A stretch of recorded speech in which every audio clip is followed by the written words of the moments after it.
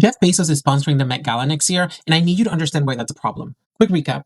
The Met announced that Jeff Bezos and his wife are underwriting next year's Met Gala and exhibition. People are framing it as philanthropy, but it's really a power move. One of the last independent cultural spaces being pulled into billionaire control. Look at the pattern. Bezos already owns the Washington Post, who just overhauled their opinions desk. Musk bought Twitter and turned it into his personal propaganda machine. Zuckerberg owns both Facebook and Instagram, literally the infrastructure of how we communicate. Peter Thiel has been quietly funding every conservative cultural project for a decade. And suddenly, Condé Nast is firing the Vanity Fair critic and Teen Vogue political writers, all after the Vogue cover drop and right before this Met Gala news. Come on, be serious. Here's what's actually happening. Billionaires figured out that owning companies isn't enough. They need to own culture. The Met doesn't just show art, it decides what art matters. Vogue doesn't just publish fashion, it defines beauty. The Washington Post doesn't just report the news, it decides what counts as truth. You know, we've been here before. In the 1890s, William Randolph Hearst literally started a war to sell newspapers. Like, the Spanish-American War happened because this one rich guy owned enough newspapers to convince America that Spain blew up our ship. Remember, the Maine was just the original clickbait. Hearst and Joseph Pulitzer, yeah, the Pulitzer Prize guy, owned competing newspapers empires and literally invented yellow journalism, which is just sensationalism to sell newspapers. They realized if you control the information, you control reality. Does that sound familiar? But here's the difference. Back then, at least they were competing with each other. Hearst had his papers, Pulitzer had his. They fought for your attention. Now, Bezos owns the Washington Post and Amazon and your delivery infrastructure and probably Vogue soon. Musk owns Twitter and Tesla and SpaceX. These guys aren't competing. They're carving up territory like colonial powers. The Gilded Age millionaires at least built new things. Carnegie built libraries. Rockefeller built universities. They created institutions to wash their reputations clean. These new billionaires, they're not building anything. They're buying things that already meant something to us and hollowing them out from inside, like hermit crabs, but for culture. Someone tweeted, what happens now? We all have to swallow that pill, and if we don't like it, there's the door. And that's exactly it. There is no door. They bought all the doors. They bought the building. They bought the street the building's on. You know what suffocation feels like? It's not dramatic, it's slow. Each breath gets a little shallower. You don't notice until you're gasping. That's what's happening to culture right now. Every institution that could have said, no, actually that's ugly, or that's fascist, or that's just bad art, is being bought by the exact people they should be criticizing. The Met Gala used to be where fashion commented on power. Now it's where power cosplays as culture. Anna Wintour spent decades building a gatekeeping apparatus that, for all of its problems, at least it had a point of view. Now she's just an event planner for Jeff Bezos' wife. This isn't about fashion or media or tech separately. It's about watching every single cultural institution become a subdivision of the same 5 billionaires' personal brands. We're not heading towards monoculture, we're heading towards oligarch culture, where every magazine, every museum, every platform just reflects back the same 3 guys' politics. You want to know why everything feels exhausting right now? It's not social media, it's not polarization, it's that we're suffocating. We're watching the last independent spaces where culture could breathe get bought up by people who think culture is just another word for marketing. The Met Gala 2025 theme should really just be honest, like the Gilded Age 2.0, but this time the bad guys win.